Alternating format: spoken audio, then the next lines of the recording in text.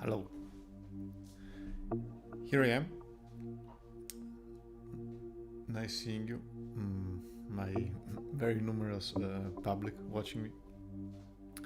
And here are my bouncy balls.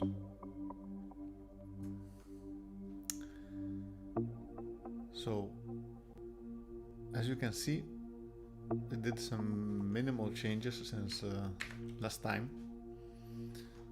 Okay, so first thing I managed to do, well, I mean I did was just pick a slightly nicer synth.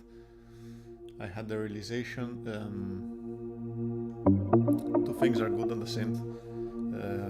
One is infinite sustain, because like this there's always a note ringing, because I'm not sending note off events, right? Only note on events. It's a mono synth, I think. I'm actually not sure about that. It's called polysynth, so probably no, it's not mono synth. We can make it like that. And echo, well, delay, right? That makes it sound much nicer. So this is just, to be honest, sorry, I'm not actually showing the screen. This is me still learning all the ins and outs of streaming. So yeah, I wasn't actually showing the stream. We have the balls here, right? And this is the synth in Bitwig. So yeah, it's a polysynth, but I made it mono, right, by changing here the number of voices. And yeah, it's just a preset.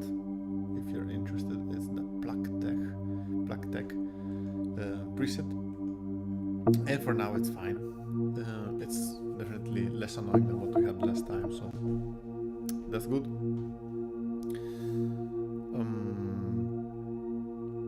Now the next thing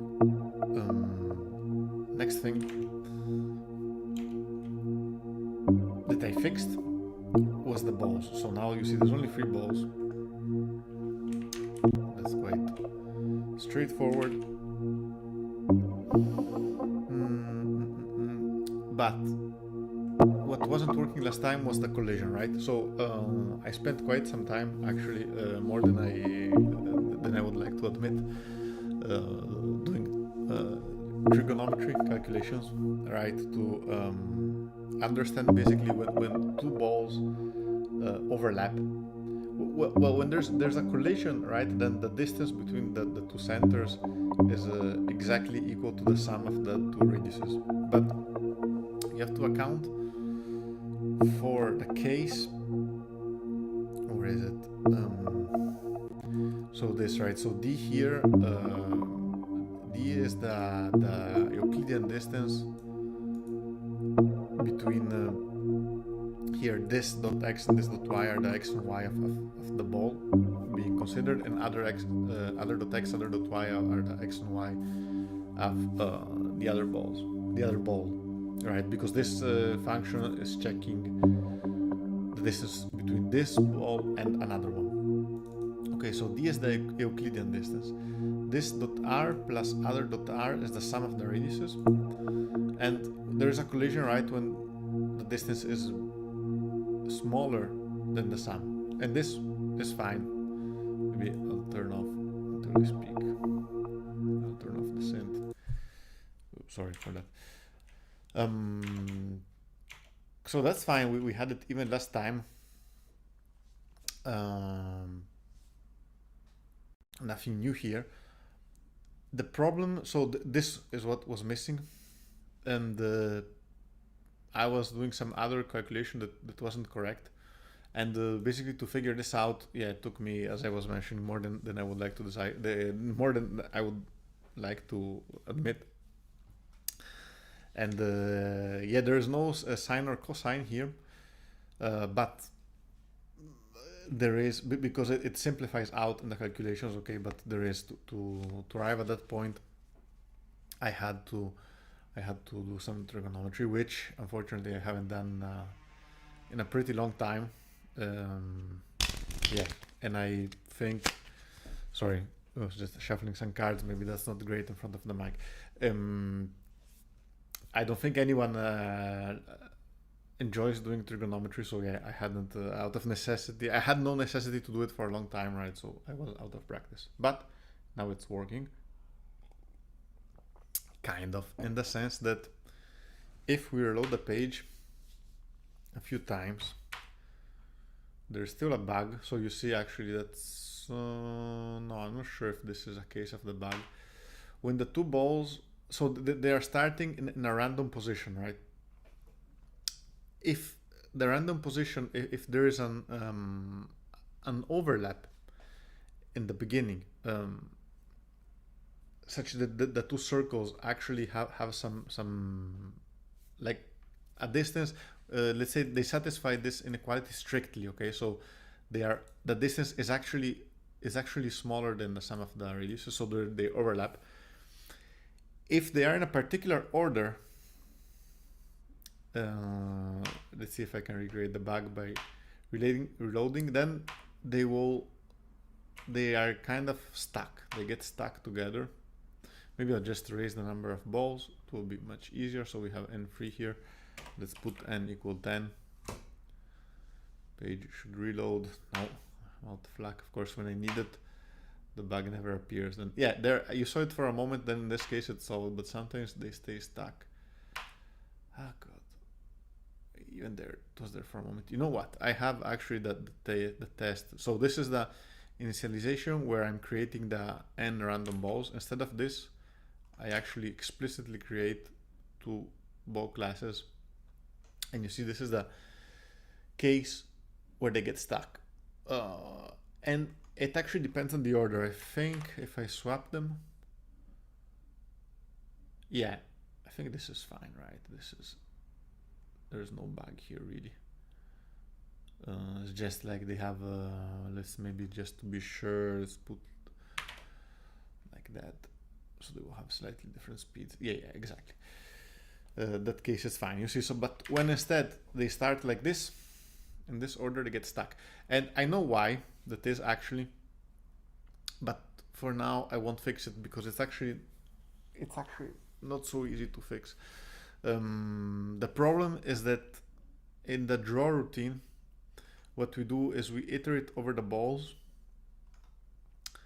and for each ball we first call check walls, then we call check collision for this ball with all the other balls of index that is greater than that ball, okay?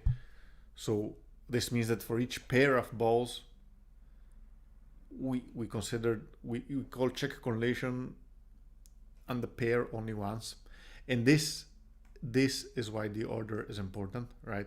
Why when I switch these, in one case it works, in the other it doesn't. And then I move, and then in the end I display just so move this basically is just computing the speed. It's adding the speed, right? And display is just drawing them on screen. The problem is that, so when I do check walls, it looks for a collision in the walls, and in that case, if there is, it changes the sign of the velocity, right? If it bounces on the left, it should change the component, the x component of the velocity, and so on. And then when I do check collision, if there is a collision, right, I compute the displacement for the other ball. So like basically, if in the loop I'm considering ball I, and this is overlapping on ball I plus 1, then I'll move ball I plus 1 in order to not be touching anymore, right? To be at exactly the distance. I'm sorry, again, I hit the mic. Basically, this is displacing, is changing under the text such that then there will be an equality here. Like if we were to evaluate here D, it would be equal to this exactly after these two readjustments, right? But the problem is when one ball is hitting the wall, because then there are two corrections that happen to it. First, because of the wall, and then when it iterates, actually when it's considering the other ball, it's colliding and it's trying to move it again, but by moving so it goes out of bounds. So it is quite edge. It's an edge case, okay. That depends on the order of execution of these functions, and the order in which the list is defined. And so for now, I'll basically ignore it, because well, okay, no. So let's talk about how I could fix it. Well, the easiest way that I can see to fix it is in some way a hack. It's because I wouldn't really fix it. I would just change this part where I randomly assign the initial positions such that I am sure there is no overlap, okay? Because I am quite confident that this bug occurs only if already at the beginning and the first frame there is an overlap between the balls. If from the first frame they're all separated, then should be fine. So this means that the easiest way to fix the bug, it would be somehow to draw them already separated. And I mean, that's not hard, right? I could just pick one center, and then for that center pick a radius that is smaller. Consider the distance from that center to the walls, and pick a radius that is smaller. And then for each new ball that I'm generating, check the distance of this new random center that I'm considering with all the previous generated ones, and be sure that there is enough distance, or that the radius, at least that the radius I'm choosing is such that there is no overlap. But it's a bit boring to code that, and I don't think I need that. So for now, I'm just gonna keep the bug, and I wanna try and do more fun stuff. Specifically, what I wanna try and do, what instead I did not make any progress on. If you remember in the last video, I was having this problem here, right? So we defined here the attack and the duration, and we were trying to have each hit do a different each hit have a different intensity, which eventually would allow us to do fancy things like have for example, have balls with some mass, right? but yeah, that that wasn't working. So what I'm gonna do is I'm gonna try. I took a note here. I took a note here, so I'm just gonna move this here because I don't remember what I had open in that other tab. And then I'm gonna take this link.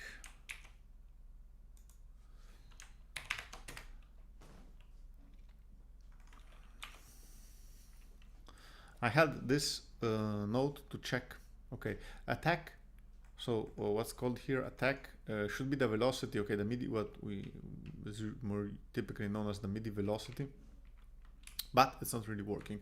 And by the way, it would be nice if there were here a log of incoming MIDI events. I'm not sure if with I think I'm confused with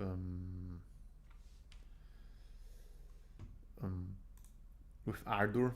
I used to use Ardor on Linux, but yeah. Sorry, just a moment. I'm closing some other windows that don't have anything to do. Okay, with MIDI, yes.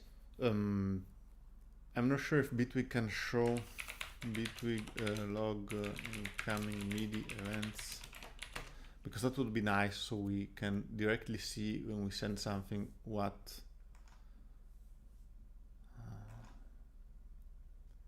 velocity. Maybe there's some VST that does. Who knows? Oh, I could do it with the grid probably. Huh. Actually, that might be fairly easy to do, even for an idiot like me, because I haven't used the grid at all. Let's say Note Grid, which I really like literally haven't never used. I used because it came after they introduced it after. Is there a display? Yes, there is a display. Label meter, I guess. We attach it to the velocity. I guess this should show us.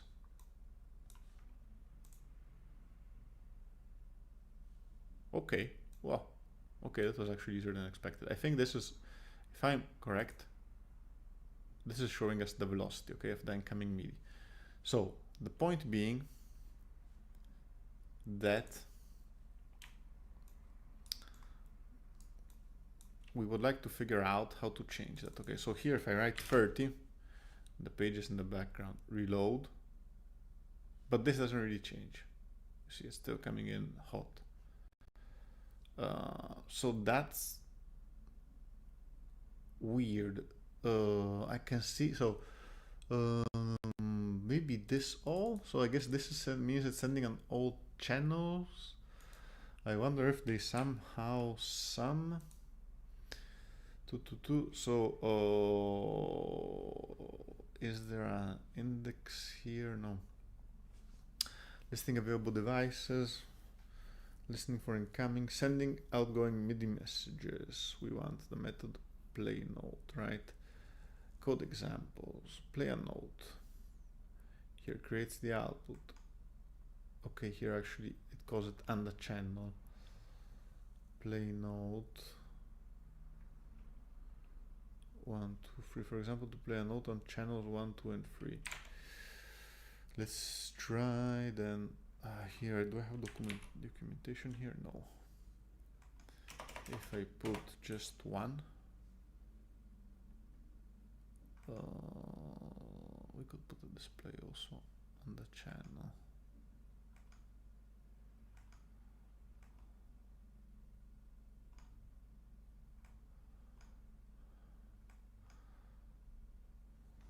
If I put now 6, by the way, I have to actually switch to this tab because otherwise. Let's diminish the number of balls so that we see only when there's a hit. Okay, no, sorry. Okay, wait. no MIDI is coming in now on this track because I have to not choose all ins. MIDI 2 now, it's channel 6. You could see it there. Okay.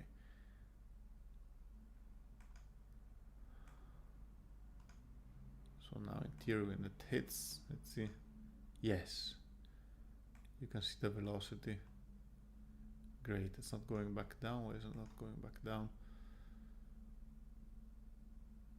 Because there's no note off. Even though, by the way, we have this duration. That's another thing, right? That we could, maybe we could start focusing on that instead of the attack.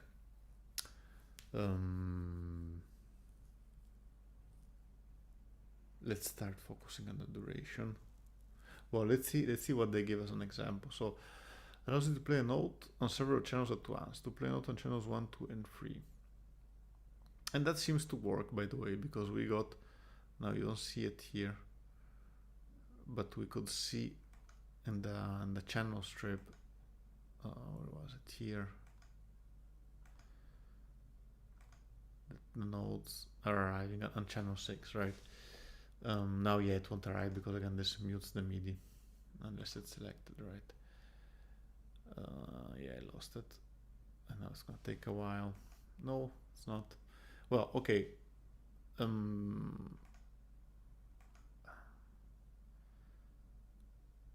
Yes, it is channel 6. Okay, so that part is working. But that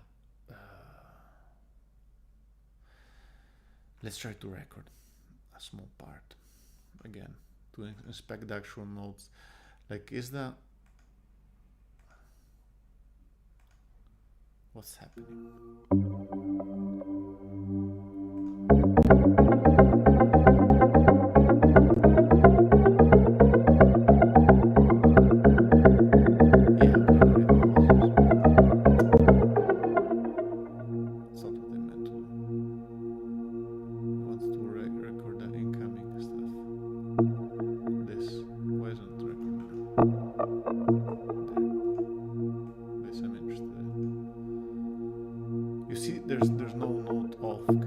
This is wrong. Let's mute it because otherwise we go crazy. Let's full screen it again. So this has no, if we move it up, yeah, it just gets, when another note is triggered. I'm not sure now if this note off here is created by Bitwig or by the actual web MIDI.js. Yeah. So let's see. Specific MIDI channel control, note velocity. Okay, they do this first. So let's try this. But this is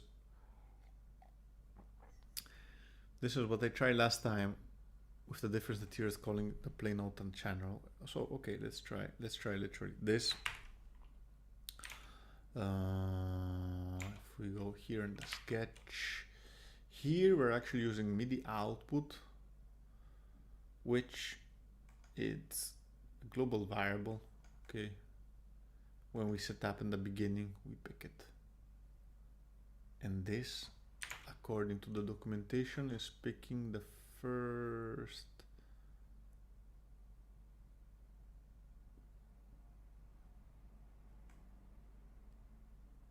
the channels property of an output, the channel property of an output. Yeah, because by the way, we have several outputs. That's the thing. Also, by the way, I also managed here to switch that ugly graph I had last time. I mean, it would be cool if it were untangled, but it was such a mess. Now we have something that's actually manageable. And yeah, you see it creates, I don't know why, but it creates all these outputs. So I guess when we index output here, we're choosing the first, and then of course each output has channels, has MIDI channels, right? We are always picking the first here, and then here, let's paste what came from there.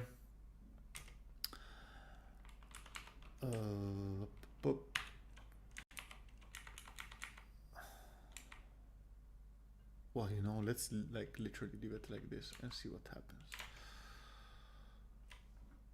Now we go here and then we go back to beat twig to see the incoming.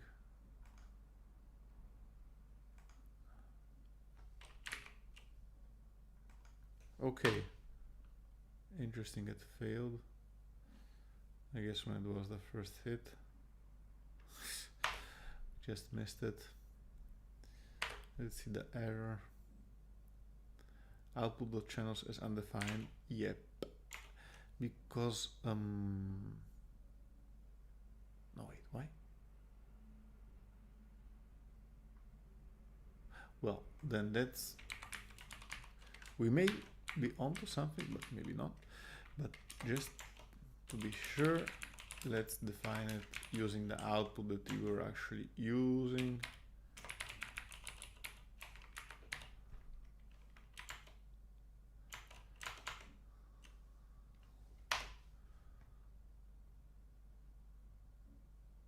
Still an error.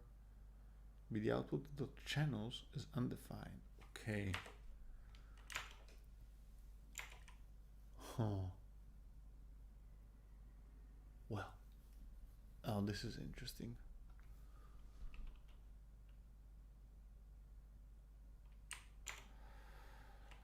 MIDI output.channels is undefined.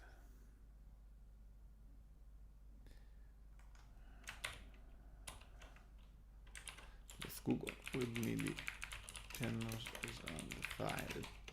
Could it be they introduced it in some version and I have an older version?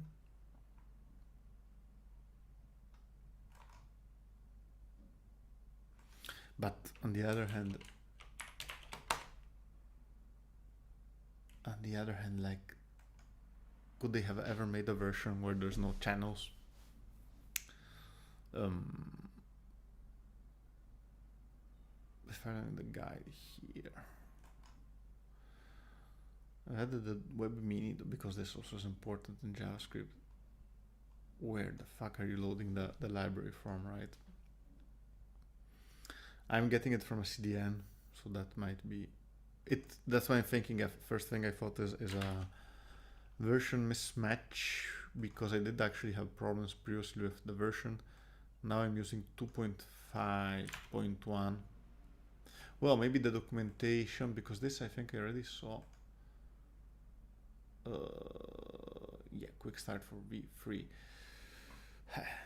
That's not good.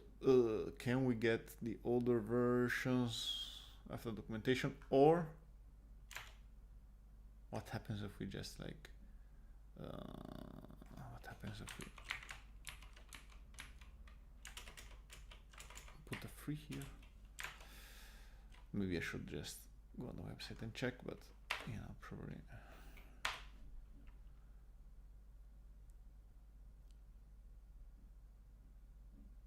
No, yeah, exactly. Reference. So let's see.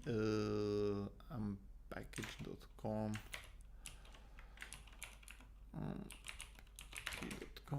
As I said, no, why are you negating it? As I said in the, I tried deleting my history from Firefox so it won't show up on the stream. I don't know why it won't. It doesn't play nice. And, yeah, and as I said last time, and it's obvious, I'm not a JavaScript expert. I'm professionally, I have been more a Python developer. So I'm picking it up as I go. And yeah, so bear with me. I know this is probably very, for someone that knows JavaScript, this is incredibly boring and obvious what the problem is. I'm learning as I go. So here it doesn't look like you can search for a package from the website. So then we can try looking, well, let's try looking here, right? What? Yeah, okay. When I think about that,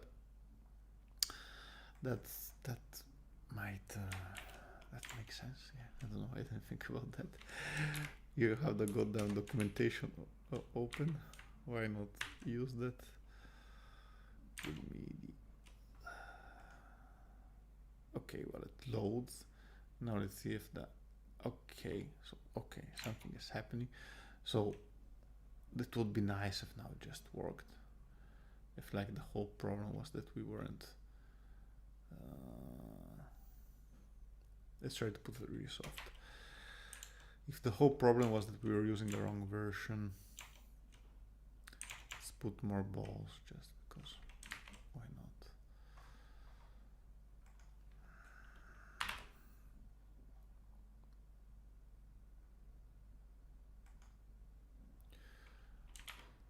So there we have a lot of stuff happening. Let's unmute. That sounds softer. Let's see here. Here nothing is coming at all. Maybe 0.1 is too small. Let's put 0.5. Reload the page. Ah, but now wait. What channel is it sending to? Oh, let's try.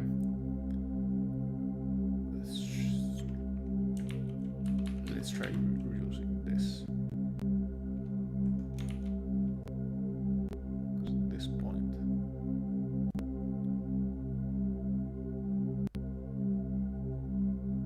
this is on channel 6, I think. No, nothing is coming actually from. Let's focus on one channel at a time. So here,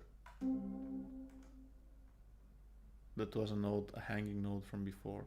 Okay, then we have to debug the whole way. Oh my god, now I created even more outputs. Ain't that great? Here we're listening on virtual MIDI 2.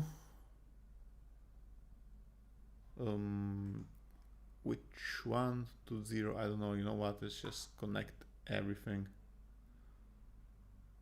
And nothing's coming through. Okay, there's a new button there I'm not familiar with. Anyways, collisions here are happening. The code should be triggering this, right?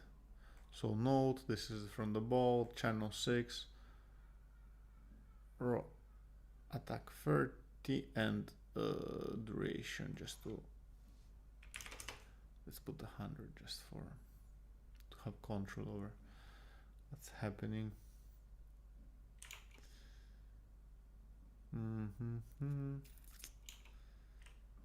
We are not receiving anything. Wait, I did only part of the connection. Maybe no, I did everything right because all the MIDI outputs to the virtual MIDI 2.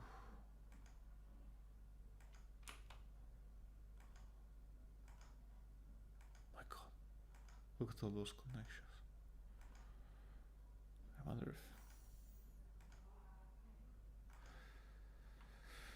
I wonder if it puts a strain on CPU and other stuff. Well, now why doesn't it work at all? Well, let's try doing it like in the tutorial. So we remove these. We get each time we get the output. Okay, so basically set that MIDI becomes redundant.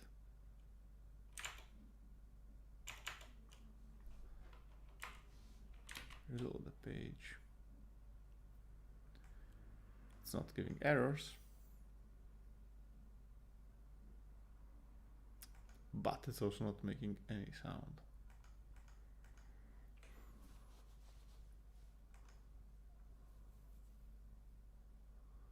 All channels. Now again, the problem must be in them. So wait, let's add just to be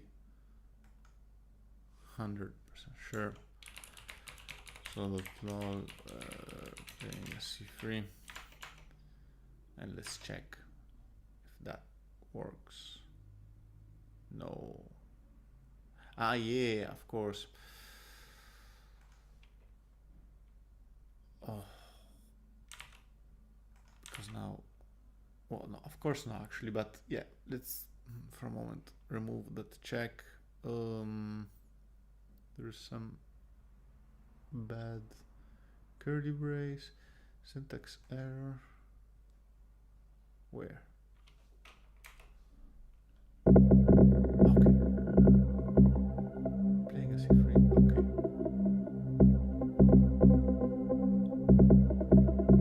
What if we put 0.1? Is it softer?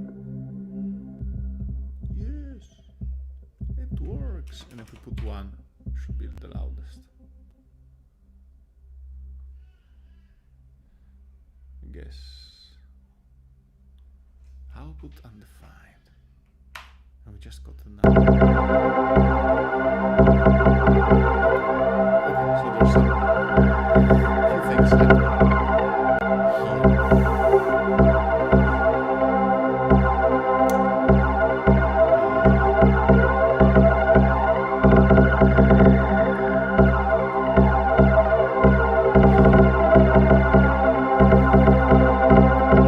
So there was maybe we should wrap this whole thing in catch, I think it's called. I was gonna say a try except, but that's in Python, right? But we should catch errors. So like we should try to send a MIDI note, right? But we should account for the fact that it might fail. So again, JavaScript developers, please bear with me. JavaScript try except, I think it's catch, and then you put a lambda, something like that.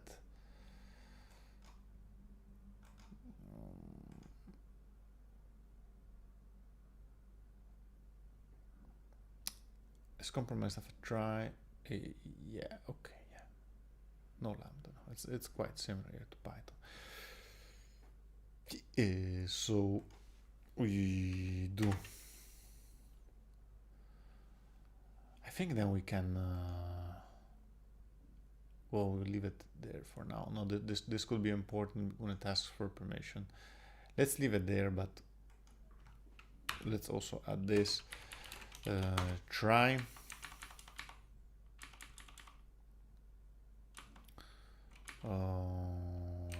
Maybe this, I'll put it here just for say historical purposes. If I want to go back to the previous version, catch error, nope, open curly. Why doesn't it close the curly? Come on, open, close. It's not that hard. Console. Okay, dot error. Could not. Can I write a string here? Let's see what happens. I don't know if you can do that in JavaScript. Could not. Yeah. Okay, you can put a string in the console.error, and it will play MIDI note error. And then I guess I can print it. Let's see. Yeah, output is undefined. Yes. Okay. Huh, interesting.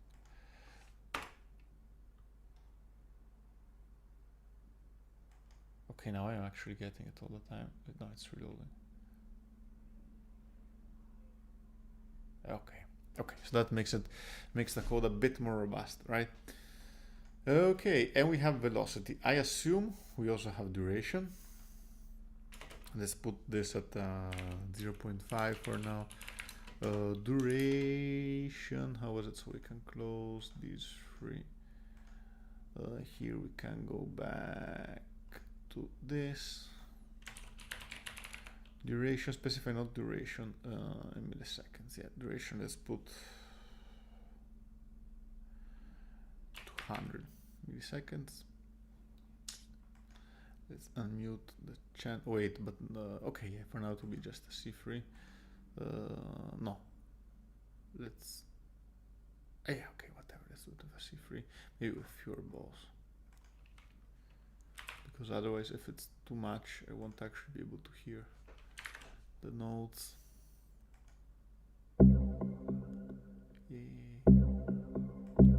Yes, it's working. If we record, if I press play now, let's play that. Good.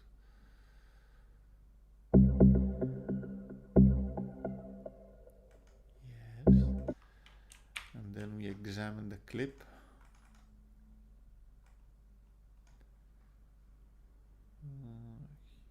Oh, first of all, this is interesting. They're actually at the D2, even though you see it's at the second octave, even though I told it C3. But yeah, hey, they don't last forever, which is a big improvement, right? We have a control over velocity and duration. That's great. So now let's let's clean up just a bit the code. And this I'm not sure if we really does it make a diff. I guess we're just accessing an element, right? It doesn't make a difference. Even if we're assessing it for every note we're playing, it shouldn't be a problem from a complexity point of view. Okay, channels here. We get to choose the channel we want. Yeah, by the way,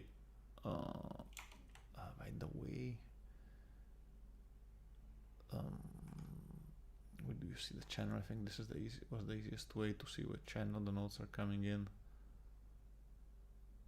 No, they're not coming in. There we go. Channel 1. Okay. Channel 1. Yes. Okay. So where was I? Maybe we can put a comment. No, it's okay. I mean, it's quite obvious. Yeah, I mean, what's channel 0? I don't care. I don't want to know. Okay, so C, instead of C3 here, we put note. Here we put duration, which is whatever I'm sending to the function. Here we remove this. Here I was computing a random note, no console. Okay, we don't need any of this. Okay, so this is a bit cleaned, and now let's see what we're actually sending as duration. The proportion of the radius. Yeah, so the bigger. Interesting. The bigger balls make notes that last longer. Let's hear how that sounds. Maybe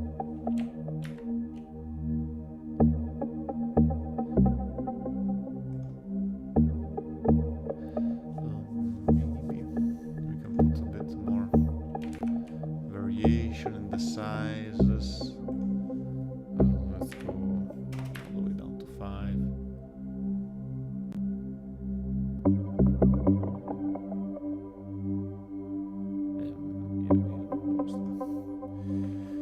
We need way more balls.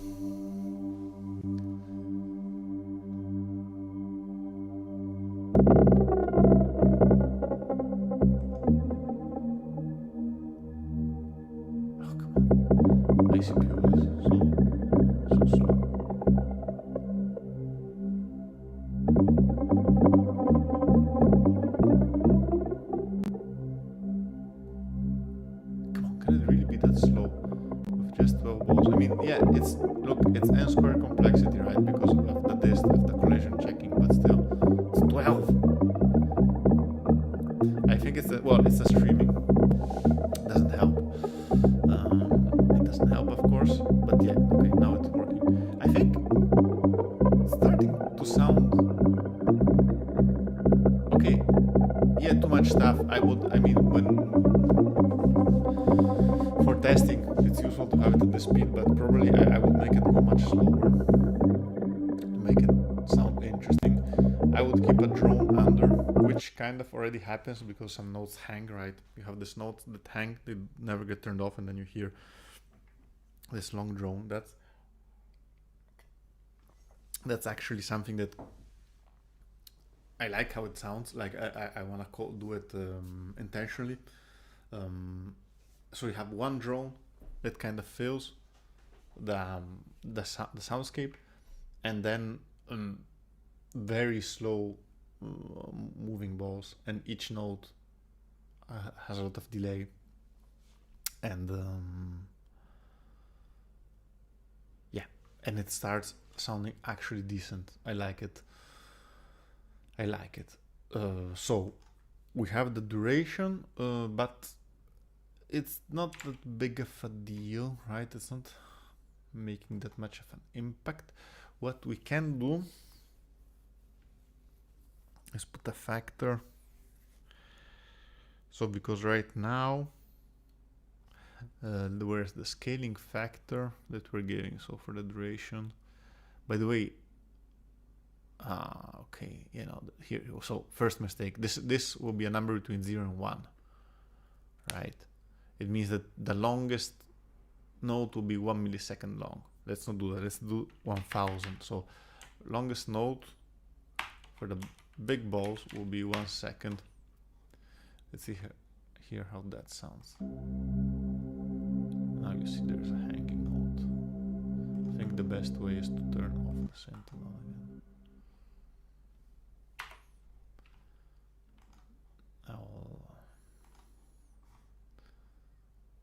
Yeah, my CPU is old. I'm actually soon gonna rebuild my PC, put a new CPU, a new motherboard, even a new GPU. Actually, hopefully it's gonna actually work. This is getting even for work, this is getting a bit too slow. Why it's not working at all? Like, not at all. 1000 is not a function. I forgot to put multiplication symbol. Yeah, I guess I did. Where is it? Here. I did indeed.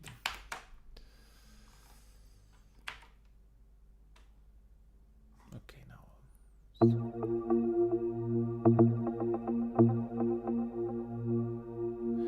Now though, to test it properly, let's put another cent. Let's put a cent. Well, you know what? We can leave that there. We can put a cent that has just like a mono synth. I forget. I really forget the instruments of Beatwig, but like, yeah, I guess this is this can be good with no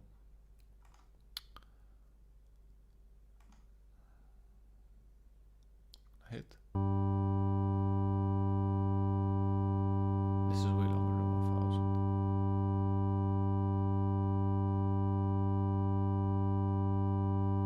There's something wrong here.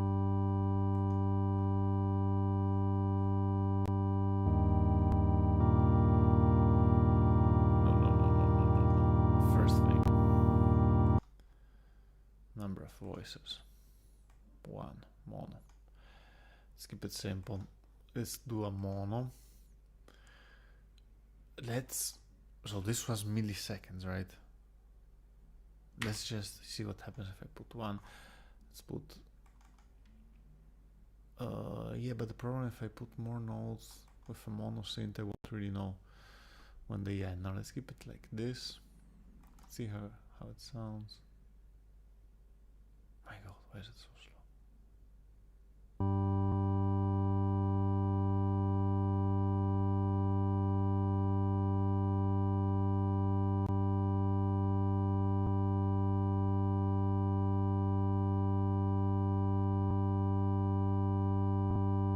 Is it even sending notes?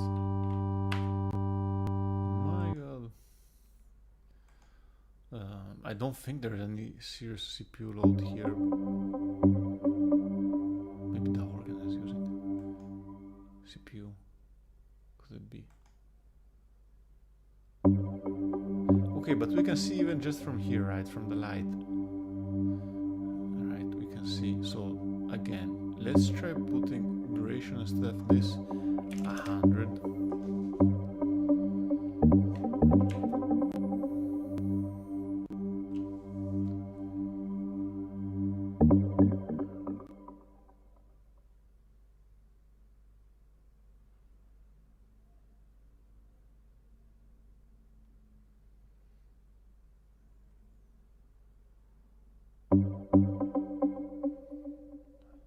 this is fine. My God, it's yeah. I'm sorry. I'm very sorry about the slow speed. I don't know what's happening. I think it's the streaming, but it wasn't doing this before. So maybe it is actually the program I'm running. I'll check the processes a moment.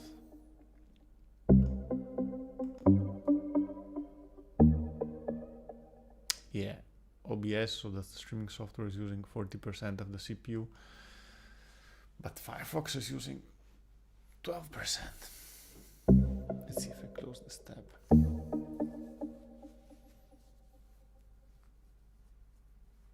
Yeah, well, went down to 9, so still a bit too much. Did I add something? So what I was doing, I was working on the send MIDI note, right? I was working on the send MIDI note, attack duration, maybe this stuff, but it's not even hanging after it hits, right? It's just hanging, just like generally hanging. Nothing really changed. Let's see if I reopen the tab, if it still does that.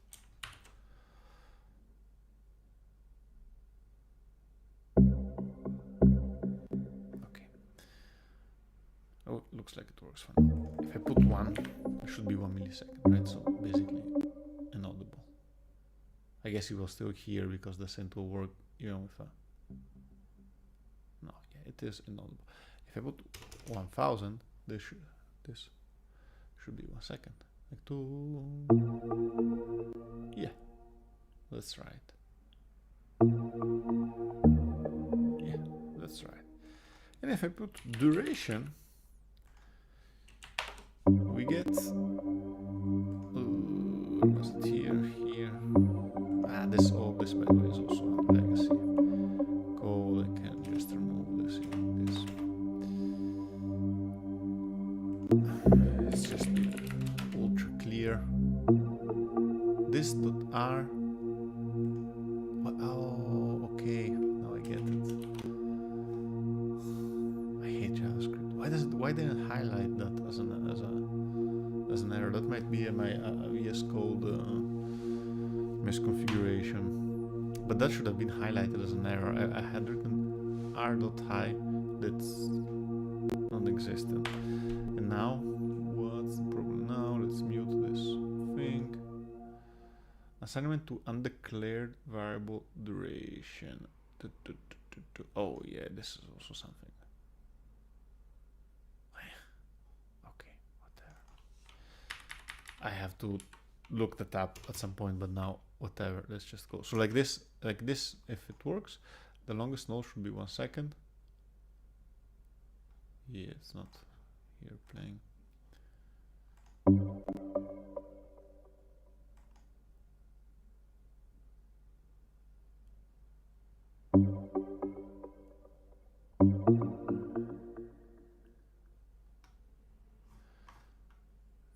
Let's see if now my CPU manages.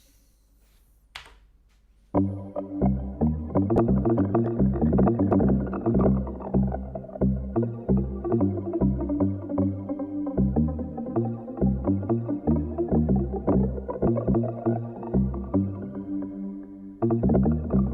mean, okay, now there is some rhythm to it.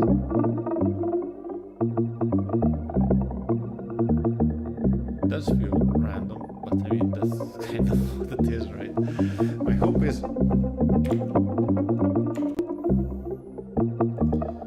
My hope is at some point I'm gonna start and add more structure to this. Yeah, right, because now everything I'm doing is quite random, and you can hear that. And it's not bad, but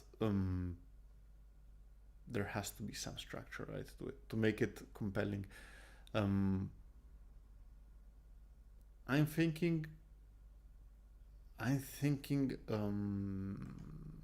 Lisa Zhu figures. So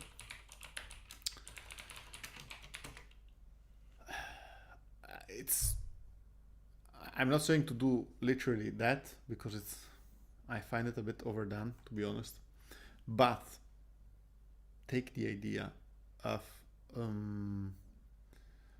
basically multiple periodicities that are simple ratios between one and the other. And for example, I'm not sure, but for example, well, instead of a bounding box, so the walls now are a square. What if the walls were a hexagon? And what if, or maybe even a square, but maybe instead of having the balls start in a completely random initial condition, right? The initial condition will be like the position of the balls and their velocity. Right now they're all random, right? I think even that is the velocity random. Yeah. And by the way, it's all positive. Ha! Now I just realized. Let's at the very least put a JavaScript. I mean, yeah, random sign, random between 1 and either 1 or -1. Random positive or negative number.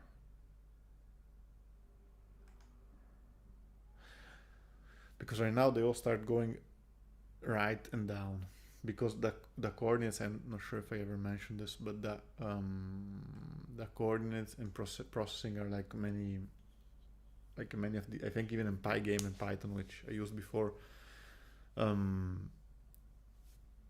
you have the x. So in the top left corner, there's the origin of the axis, and the x goes from left to right, and the y goes from top to bottom, which is a bit confusing if you're used to the Cartesian plane. Math.rand, okay, the ternary, using the ternary operator. I like that. Yeah, this basically means this. I don't know why I encountered this before in JavaScript, so I'm not so. This means if this number, this I guess gives you a number between 0 and 1. It compares it to 0.5, so half of the time this first thing will evaluate to true, and half of the time it will evaluate to false. When it evaluates to true, this will be returned, I think. And when it's false, this. Yeah, exactly. Yeah, that's what the user here is saying as well. I love that. We just pick this. Well, maybe put it in a function.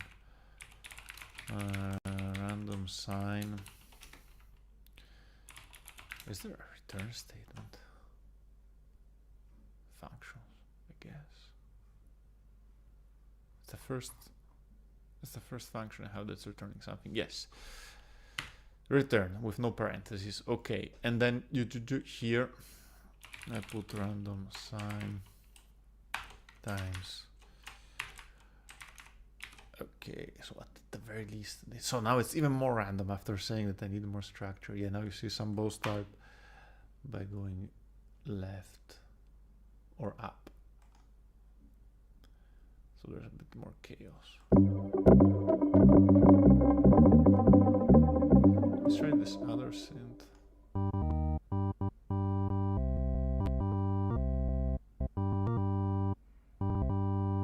Of course, I'm gonna start playing on the sound, as I already mentioned this time. But I really like what I really like. It's the delay. I mean, what everyone likes, right? I guess. Dotted 8th note.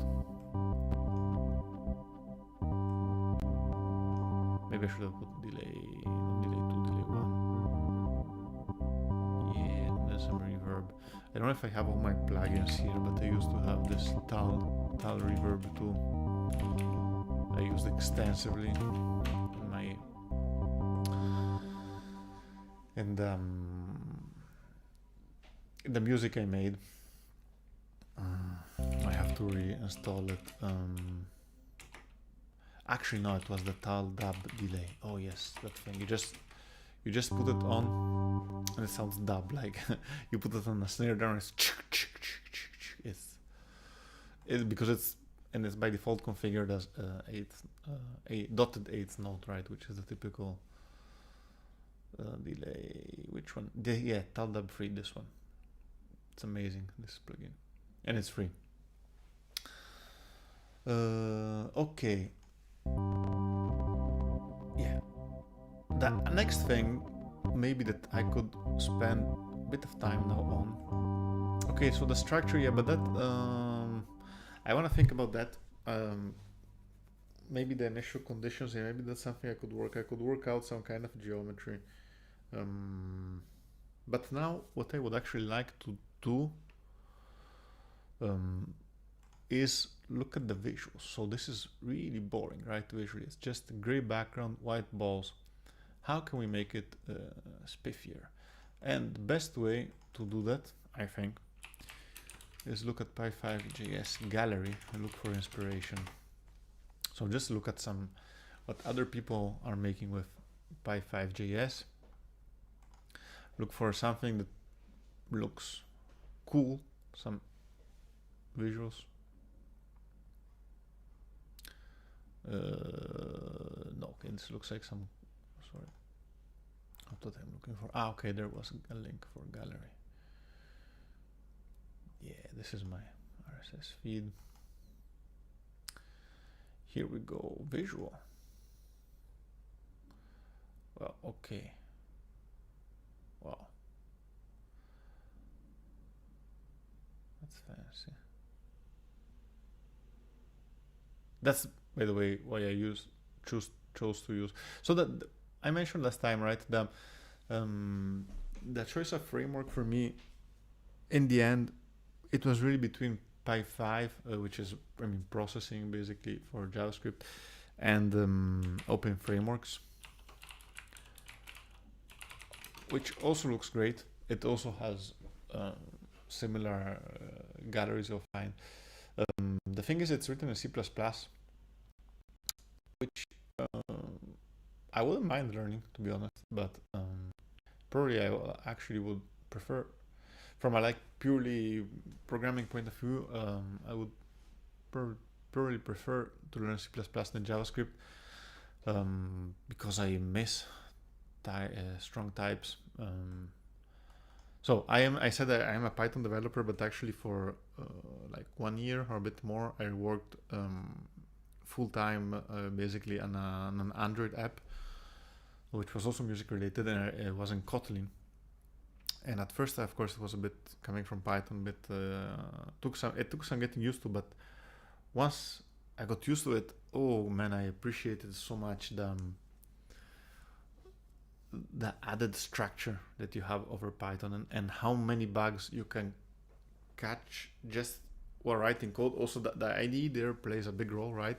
But of course, with a language that imposes more structure on you, and I'm saying, yeah, okay, I mean structure like types, but it's not just that. You also have all these nuances between different types of classes and the interfaces, that are all concepts that are kind of hard coded in the language, and that you, as a programmer, you have to learn how they work and use them.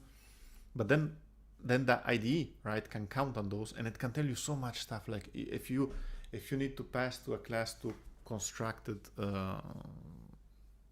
you need to pass it an instance of an interface, right? It will know straight away if what you're passing it is of the right type or not.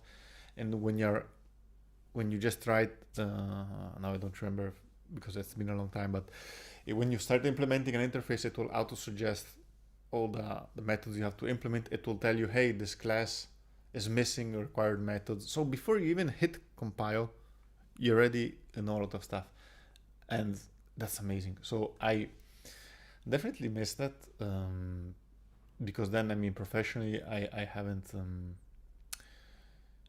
used those type of languages anymore. Now I had the opportunity to look at some Rust code. Also looks very I read a lot of Rust code recently. So without fully like understanding, but kind of following along, also looks very interesting. But JavaScript is, unfortunately, it's more useful. Like if I wanna, if you wanna make some simple web app to display some simple graphics, like knowing JavaScript, it's a more useful asset. So that's why that's the real reason why I chose Py5.js over open frameworks, and also the fact that whatever sketch I make, so these are in processing, these are called sketches, right? It's much easier to share, to even just to showcase maybe on my website or whatever. So yeah, that being said, let's look for some cool effect. I'm not even sure what I'm looking for, but what is this pattern creator? This might actually look interesting. How does it work? If I click live, see if it burns my CPU. Okay. Ui. Okay. Oh, every time I click it does a new one. Wow. Fuck, these are cool. These are amazing, really. Yeah, this is the type of structure I'm looking for, you see.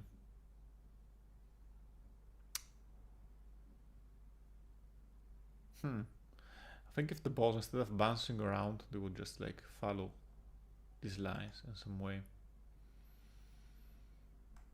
And maybe each time they hit a corner, they emit a note. Wow. Yeah, but I'm not sure for now. So what I would like to would be some kind of glow effect. Like it would be cool if when they hit, there is not an explosion, not anything like that fancy, but like some kind of glow to it, right? To make the collision look more like a collision. Okay, actually here there was something. Let's see. It doesn't really look that cool, but let's have a look anyways. Might be interesting. By the way, I can make this full screen probably. It's following the mouse. Yeah, I mean, this isn't bad. It's some sort of shadow. I'm not sure though. By the way, I guess I can see, well, yes, JavaScript, yeah. I should be able to see the code, right? If I click here, I get a GitHub repository, great.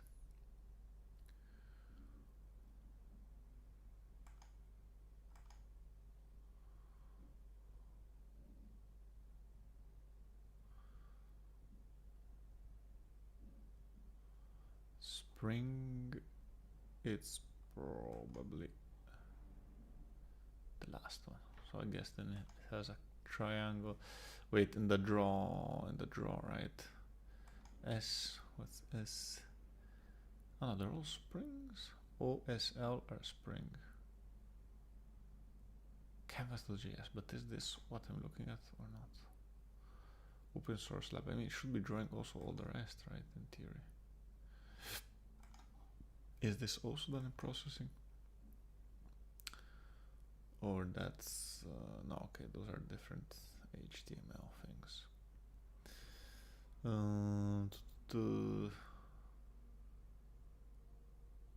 function. Why is it? This looks like a class. It even has this, but it's a function. Okay, I guess I can do it in JavaScript. God, looks horrible. I mean, not the code, but the fact that you can treat the function like a class. Kind of, at least. I don't know what I'm saying, so please don't judge me.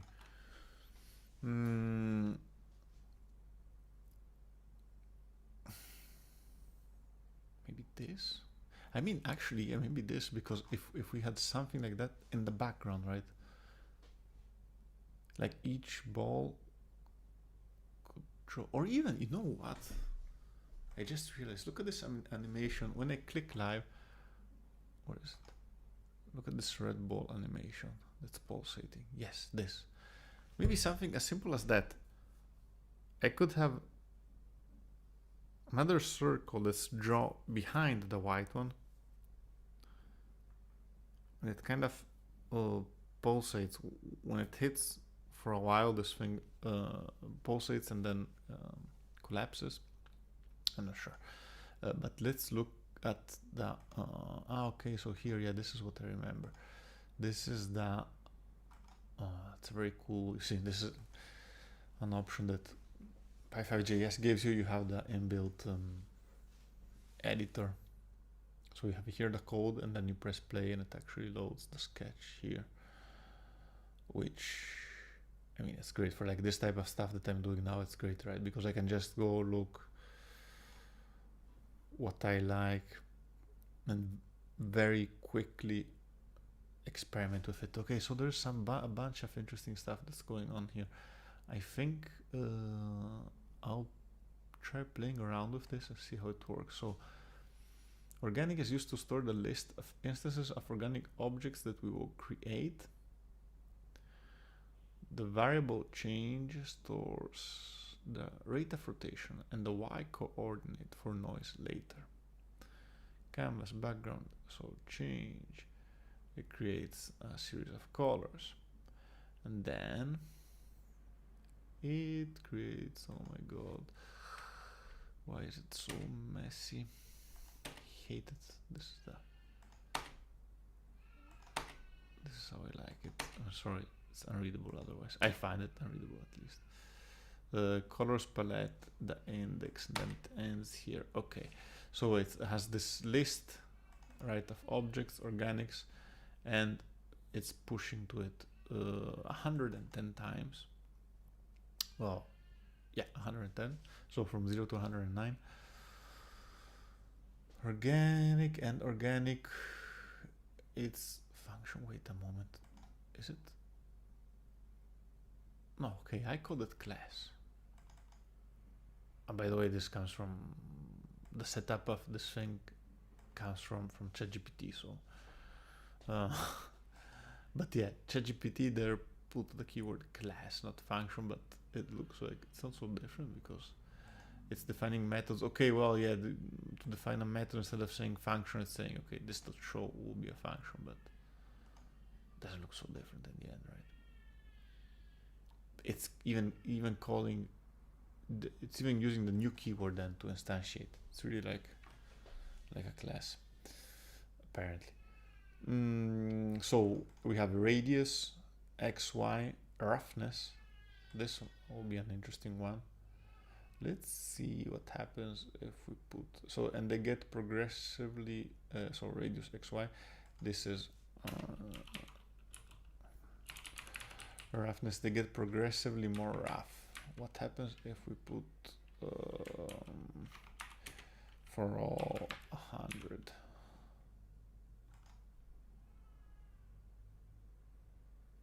Okay, not much. And if we put for all of them 1,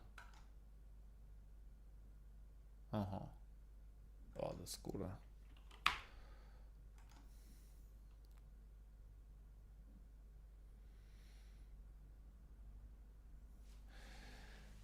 So what it's doing, here there's an explanation. Magnitude of how much the circle is distorted. Yeah, that figures. Angle, how much to rotate the circle by.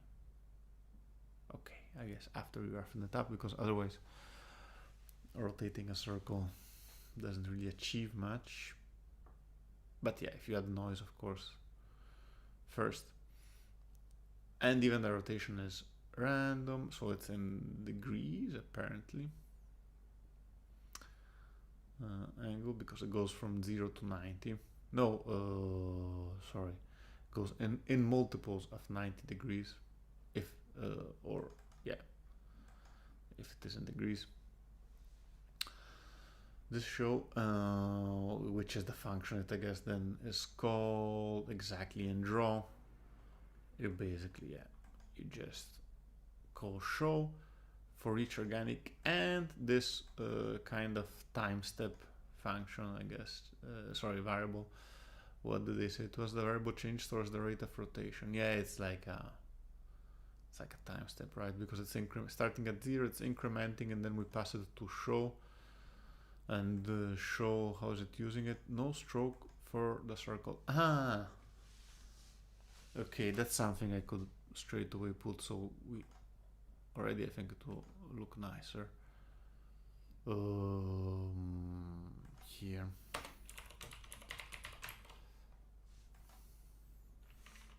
Yeah. Oh god. Just that like makes it so much more pleasant to the eyes. Okay. Fill this color. So no stroke for the circle. Stroke weight 0.1. We can use this to set thickness of the stroke if necessary. The color. So the stroke. Why? If he, yeah, okay, that's why it's commented, I guess. Okay, so no stroke. I guess they were experimenting with the stroke and then decided to get rid of it. But there's a fill, of course. There has to be something push. What does push do? We enclose things between push and pop so that all transformations within only affect items within. So this might be something worth going deeper in. P5JS push pop. I guess it's not a JavaScript thing, it's a P5JS thing. Push function saves the current drawing style. Let's look at some examples, but let's look at the reference first. Push function saves the current drawing style, settings and transformations, while pop restores. Okay, we save them, but we don't get rid of them. So we just like literally save them. And if we are talking about push pop, I guess it's a, sorry, not a queue, a stack, yeah. Note that these functions are always used together. They allow you to change the style and transformation settings and later return to what you had. It builds, so when you call push, it builds on the current style and transform information. So there's a way to make, I guess, additions between styles. Push stores information related to the current transformation, blah, blah, blah. Okay. Let's see this simple push pop example.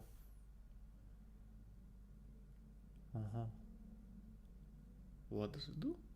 So translate, firstly the push. So I'm saving the style settings, whatever that means. The X is half of the width. I translate. What does translate do? Does it translate the whole? Oh, what does translate do? I guess it translates the next shapes I'm gonna call. So here there are some ellipses, right? Pop, and then I add to X, I add speed.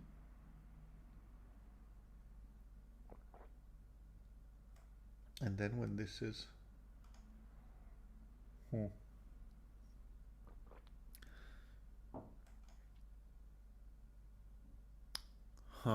okay. Okay, I think I get it. So if I remove this, the ellipses will always be in the same place, right? They won't be moving anymore. Yeah, exactly. This -10, you're not even seeing it. Let's put it at 20. Oh, why not? Sorry, this is the X.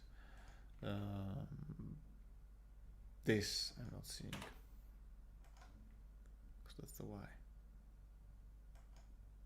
No? Well, whatever. Point being,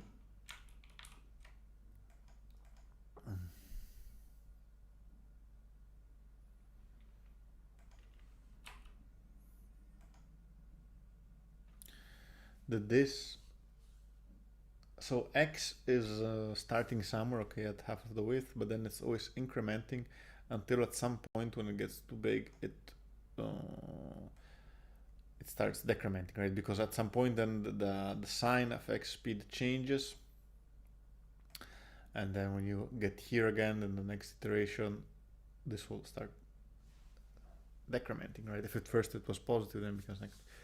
And it is using this X, so this X is going basically like a regular oscillation, and it's calling translate. I guess this is translating on the X, and height. Okay, yeah, for whatever reason.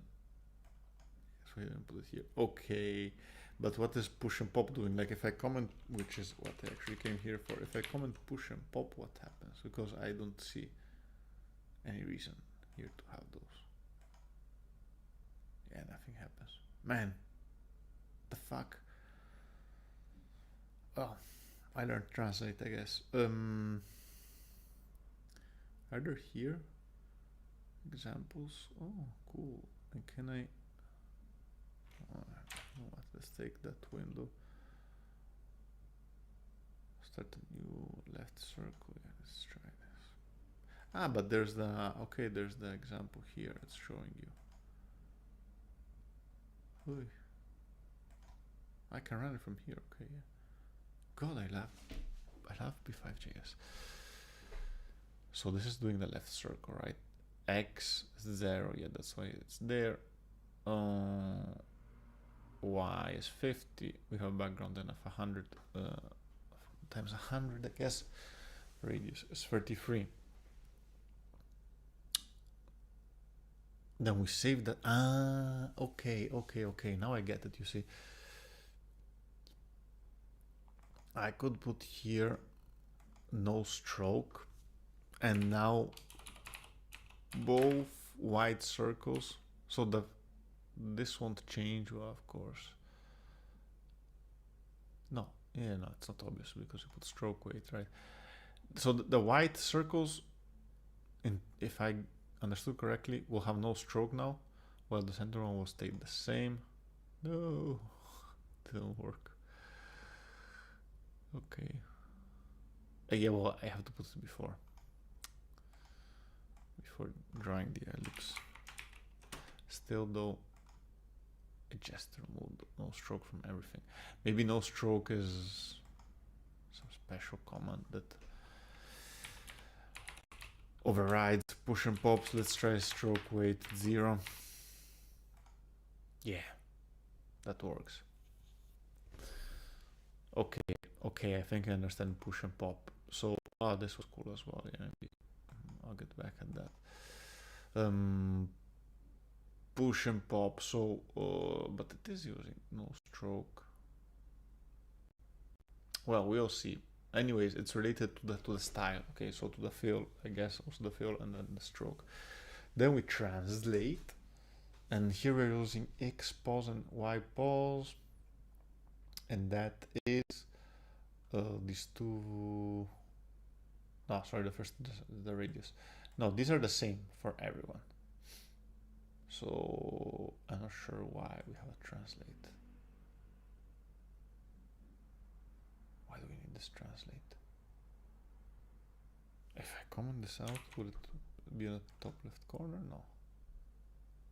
It will be in the top left corner? Why?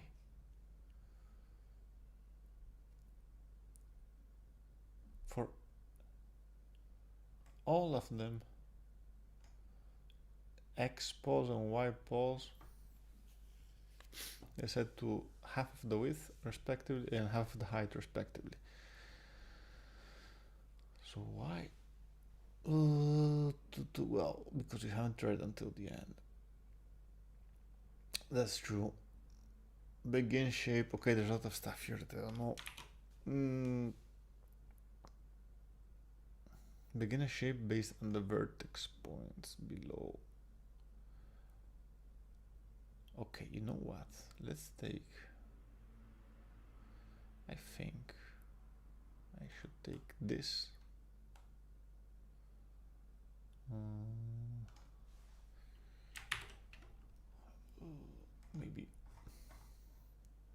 Maybe I can search again in the reference. That would be a good starting point. Begin shape. Use the begin and end shape functions. Using them allow creating more complex form. Begin shape begins recording vertices for a shape, and end shape stops like that. The value of the kind parameter tells it which types of shapes to create from the provided vertices. With no mode specified, the shape can be any irregular polygon.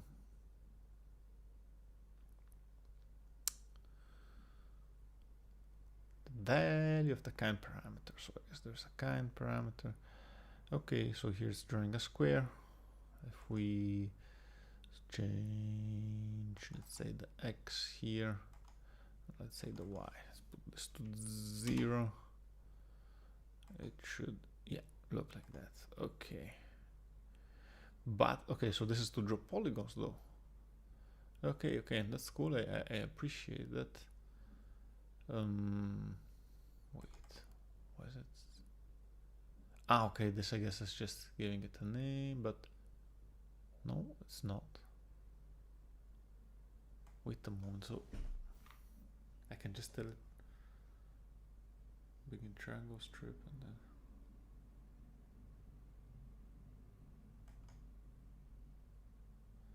what happens if I comment? Oh, let's just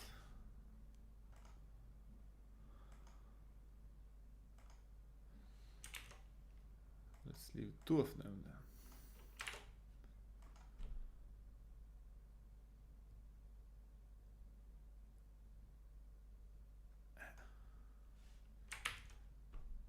One, 2, 3, 4. 1, 2, 3. 1, 2.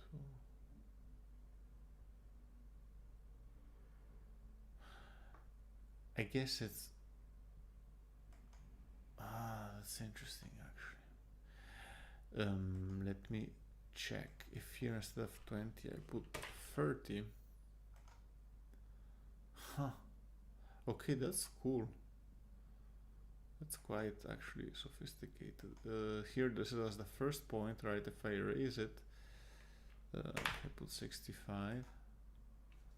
Okay, that's interesting. And so you have these special keywords, okay, that basically interpret the vertices in different ways, right? If you just don't tell it anything, it will just draw a polygon, well, or whatever, segmented line. Yeah, exactly. With no mode specified, the shape can be any regular polygon. And parameters. Well, parameters, is this the mode? Is this not the mode? Why are you calling it parameter now? Points, draw a series. Lines, draw a series of lines. Here, see 30, 20, I think is this. And then we have 85, 20. And then, yeah, whatever else you give it. Okay. This is, I can see how this can be powerful. And here, it's gonna get no mode. So it means it's gonna draw polygons, right? Huh. So that's polygons. And those are polygons. The increments I all the way to 2 pi, which by the way is it yeah, it's defined by 5JS apparently. It increments I in steps of 0.1.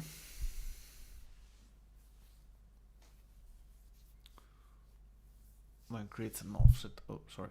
This, I guess, is the interesting part. So noise, what does noise do?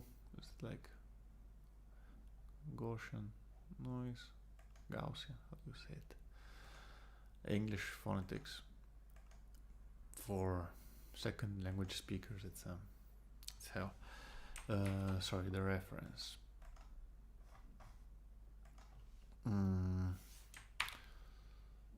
Noise. Constructor. Let's look at the method. Returns random numbers that can be tuned to feel more organic. The random can change by large amounts between function calls. By contrast, values returned can be made smooth with similar inputs or produce similar outputs. Okay. Okay, whatever. It's Gaussian noise for artists. Okay. Offset, I guess. What are the two parameters? This dimension can be thought of as space or as time. If the parameters computes noise values in 2 dimensions, these dimensions can be thought of as. So I guess the point is giving it similar values. It will kind of mess them up a bit. Like will it be a number between 0 and 1 anyways? I guess.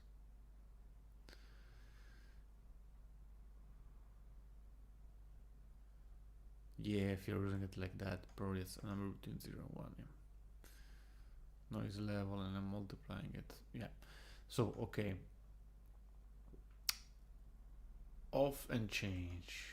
Okay, basically, change is the time step, right? If I remember correctly, yes, the time step.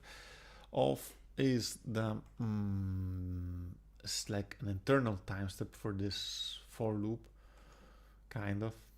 So we are looking like at the period, and we are iterating over 2 pi. Okay, so let me guess this. We are going around, right? We are probably, and we are in begin shape, right? So probably we're defining vertices, yes, at x and y. We're going around, but we're adding some noise, right? If we didn't have this, so yeah, okay. It's adding the noise on the radius. So if we to check if I understood, if we write, oh, by the way, what's the difference between var and let? Oh my god, so much to learn. If we just do this, there will be no noise. Well, of course, I guess. By the way, let's remove this thing I had. Let's introduce this roughness parameter. Yeah, they're all the same now, even the same color. I'm not sure why, but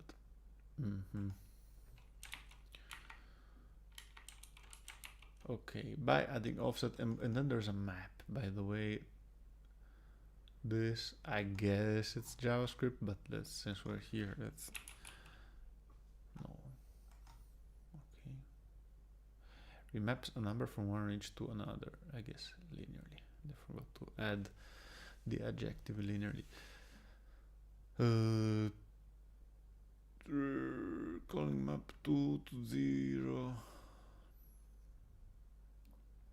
Why did never explain? Oh, this is a really bad reference. Like, there's no arguments. Like, what arguments does it take?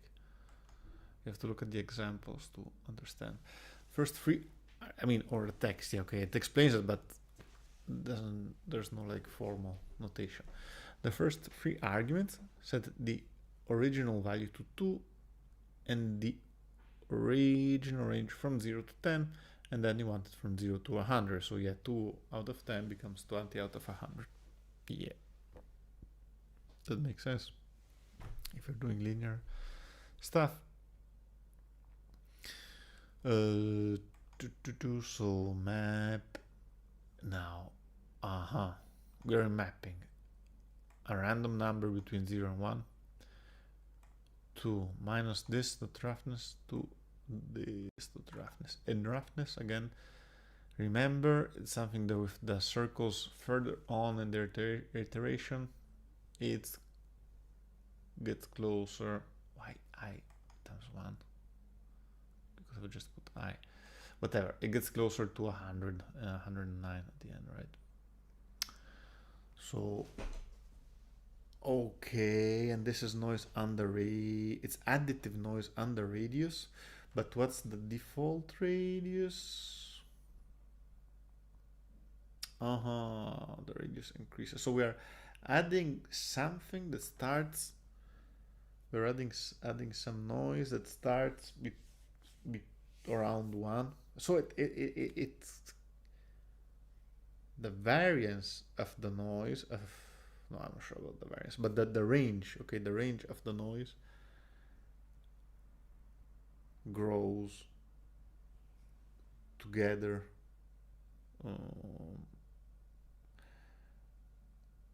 well with sign, right? So in both directions. I mean, but yeah, the magnitude, okay, the absolute value of the noise, of the range of the noise grows like the index that we're using, that at the same time is being used for the radius, again in units. So we start basically from 0. This is 0.1 is just to not have it 0. Okay, so like basically the point being that the circle with radius 20, that 20 will be like the basic radius, but then at each point what this function here is doing, what this loop here is doing, right? It's, we have a circle, say of radius 20, it's going along the circle, and then at each point it's adding some noise that, yeah, it could, it's adding basically some noise that could make the circle go, sorry, not the circle, but could make that point go off of this radius, like all the way to 0, or even double the size of the radius. That being said, I am quite surprised you don't see more variation. Wait, but it changes? Wait, but now there's something weird happening with the style. We don't get the fill anymore. Well, why is it all white? Okay, well, yeah. It's getting a bit late here, so I guess I'll call it a day. But yeah, this was fun, and I have something. I have something to look forward to, right? I will. I don't think I will be able to stream again this week, but maybe I'll get some time to look at this. This sketch looks really nice.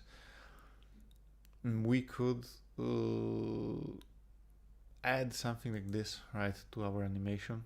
So keep the balls, keep the collision code the same, right? So we don't wanna think of doing collision with non-convex polygons like those are, but just for visuals, we could add some effects like those. Ideally, I would like them to be dynamic, so that when the ball collides, those expand. And then, yeah, all this, of course, done with much lower speeds. So let's add a factor 10. Yeah. Yes, like this, exactly. And then each time they hit, boom, you can see some of that effect going out. And yeah, I guess we'll go from there. Also, next time, maybe we'll get rid of this horrible gray background and white color. Yeah. So, yeah, that was it. Thanks for whoever is watching this, if someone is ever gonna watch this. Again, as I mentioned the first time, it's a learning opportunity for me. I don't really expect to have people following this. I think it's probably incredibly boring, but I thought, hey, I'm gonna do it anyways, so as a way to keep myself motivated, and also as a way to kind of engage with this streaming thing that I find interesting, this video thing. Yeah, I thought why not just put myself out there and do it in public, right? And to be honest, also, yeah, to work on my on my, let's say, public speaking. There is some anxiety, especially last time I rewatched the beginning of the stream. It was quite cringy to rewatch it. Well, it wasn't like horrible, but yeah, it felt like when I started streaming last time, the first 10 seconds were really hard. And I couldn't find the words. This time I felt much better. So I think it's a good exercise for me in general, yeah, to just put myself out there, and especially in a situation where I can't have all the answers right, because I'm not an expert in this. I'm struggling with JavaScript, right? And yeah, so I have in some way nothing to lose, right? Because I'm not a JavaScript dev, right? So yeah, that's good. I had a great time, and see you guys soon.